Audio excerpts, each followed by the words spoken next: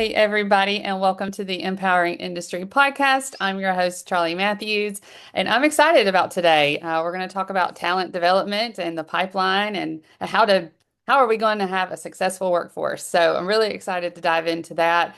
We'll be talking about that at EPIC, the Empowering Pumps and Industry Conference. That's going to be November 5th and 6th in Pasadena, Texas. And so I'm really excited about that and jump starting this conversation. So I have a special guest. Will you come on here and introduce yourself? Yeah, so my name is Jose Tenorio. I'm a reliability engineering manager at John Crane. I've been doing this for about 3 years. Before that, I was a customer reliability engineer.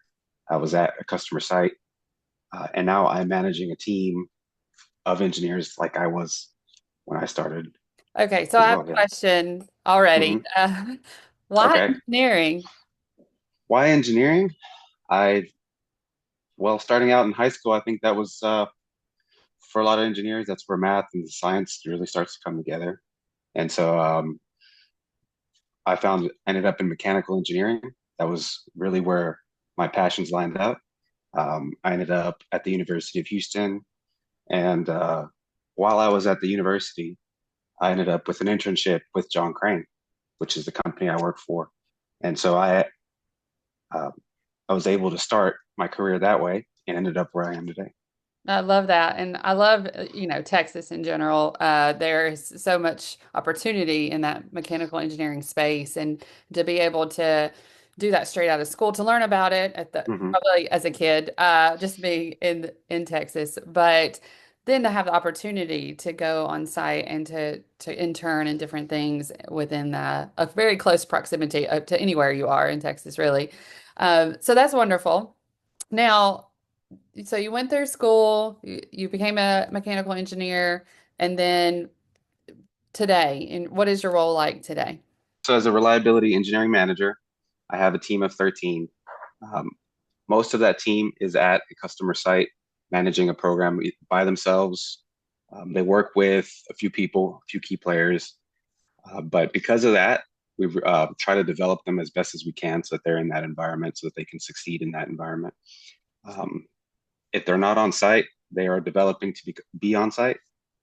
And so part of that development takes place here at our office around um,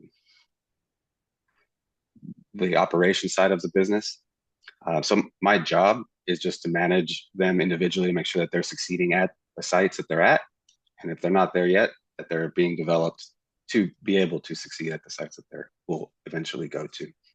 So you've been working there for 3 years, and you are now helping develop leaders there on site. What do you think Yeah. prepared you for that?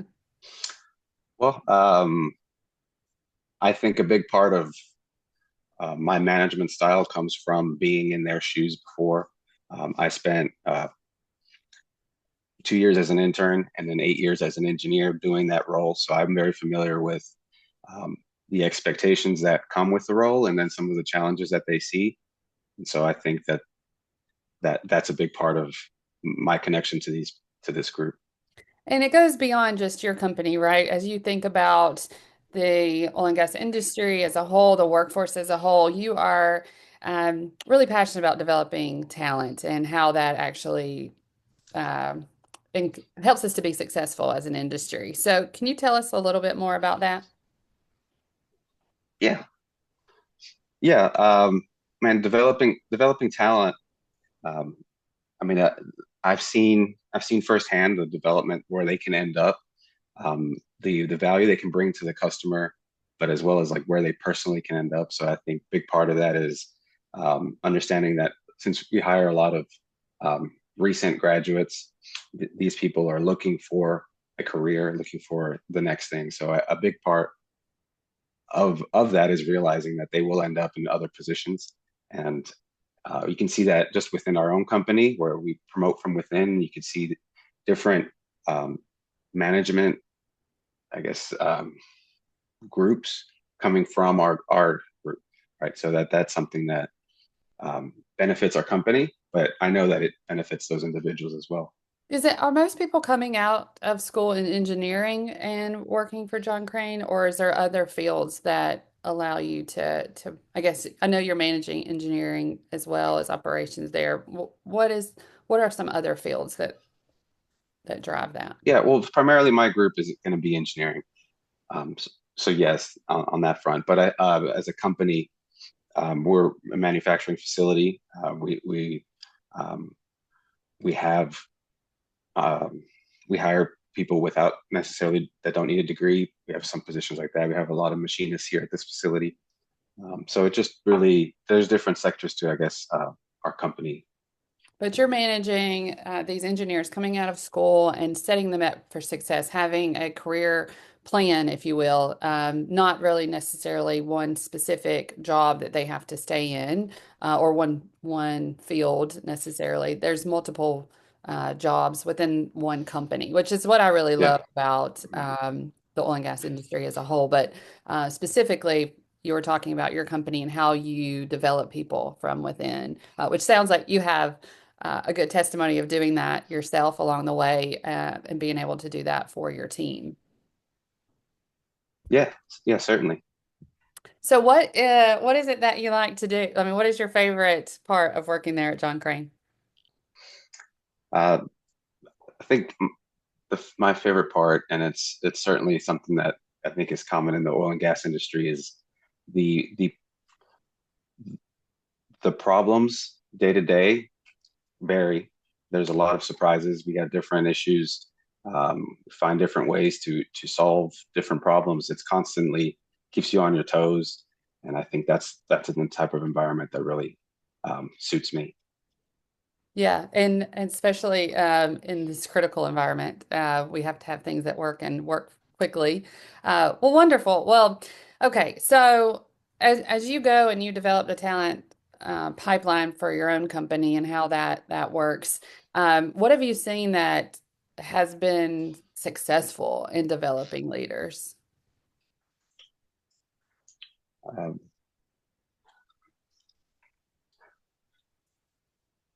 well, uh, we try to start the hiring process with individuals that we see progressing, right? I think maybe it starts just in the recruiting process. It can start there.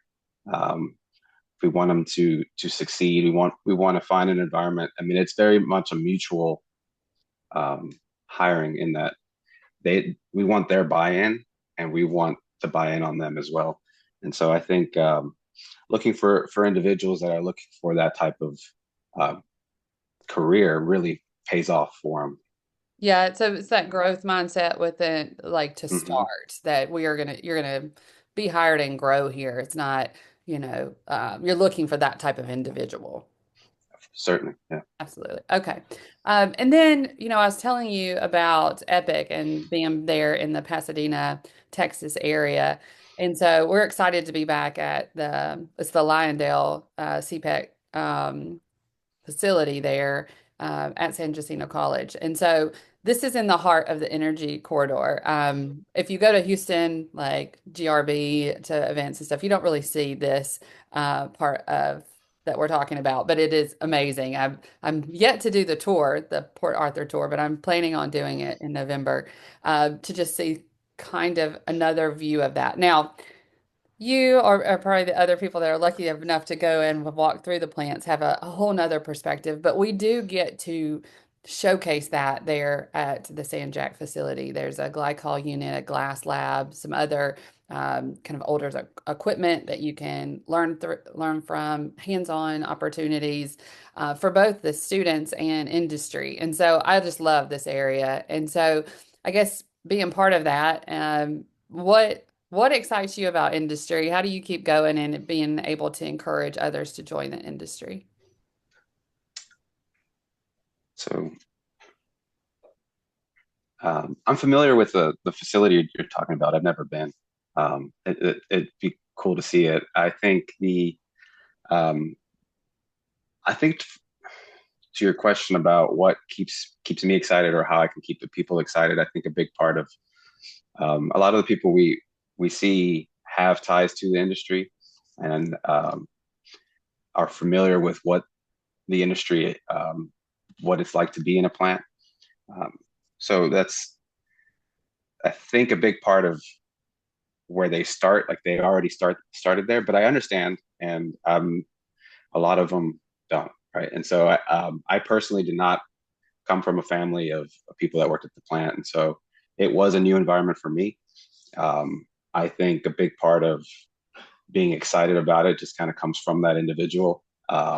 There, we can specialize, and I can say that like we can specialize in one part of the oil and gas industry, but there is so much more there, so much around you that for a curious person like that, there's constantly something different um, around the one thing that you're specializing in. Yeah, I love that. And yes, when you see it, you will be inspired yet again. So we love that. Several people from our advisory board, they also were inspired and excited about industry in general just by going to this facility. So I think it just reminds you of what it is to be a problem solver, to just be amazed by the equipment and technology that we do have. And so if we look forward and how we grow the workforce and grow our industry, coming together to talk with the next generation is really what we have to do as industry. I'm going to kind of give you the last word here. Is there anything else that you want to make sure that our listeners know?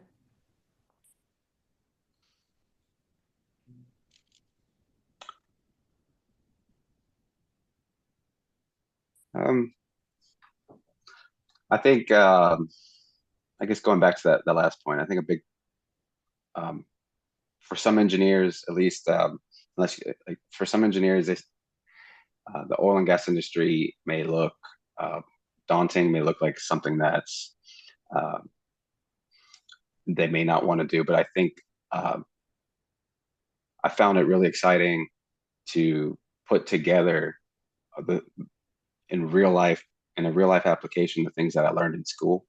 And I think there are a lot of different paths that you can take, and maybe necessarily like one way is not maybe uh, one aspect of it of the oil and gas industry may not be for you, but there are plenty of opportunities, many different facilities, many different jobs, and I think a lot of people can find that that's where they belong. Absolutely. I love it. Okay. Well, I have to do a little rapid fire just for fun. Okay. What is your favorite book? My favorite book, put me on the spot there. Hey, if you don't read, you're not, don't worry. We do podcasts and audiobooks. Like there is a Man, whole. I listen to the daily like every day. Um, I don't read as much as I'd like to. I'll be Okay. honest. Okay. Yeah. This is 2025 that we're talking about here. So I just love to ask that question. What about music? Do you have any favorite music?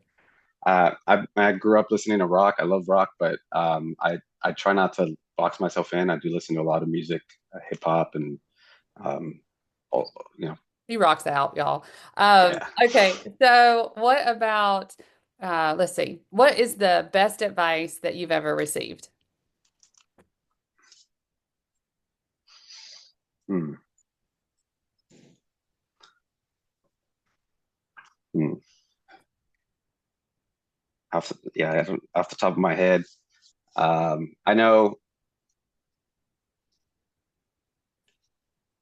know I've received a lot of advice from my parents, and just kind of not just for my career, but just personal advice about uh, what kind of person I'm going to be. But I don't have anything You don't want to share. quotable. But Yeah. I have to ask you a different question.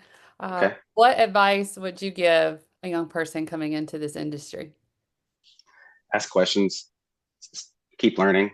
Um, there's uh, there's no real dumb questions. Keep asking questions, and I think that not doing that is going to hurt you. Just speak up. I love it. I love it. I love it. Hmm. Well, Jose, thank you for sharing with me. I know I've put you on the spot several times, but I have enjoyed this interview and getting to know you. I'm excited that you're in the backyard of our event in November, so hopefully we can connect then if not before. And for all of you that are listening, please share this episode. I think it's going to inspire those coming into industry and also give them maybe an opportunity there as we're looking for employers in this space that will develop within. Maybe this is opportunity. So definitely take a look at them.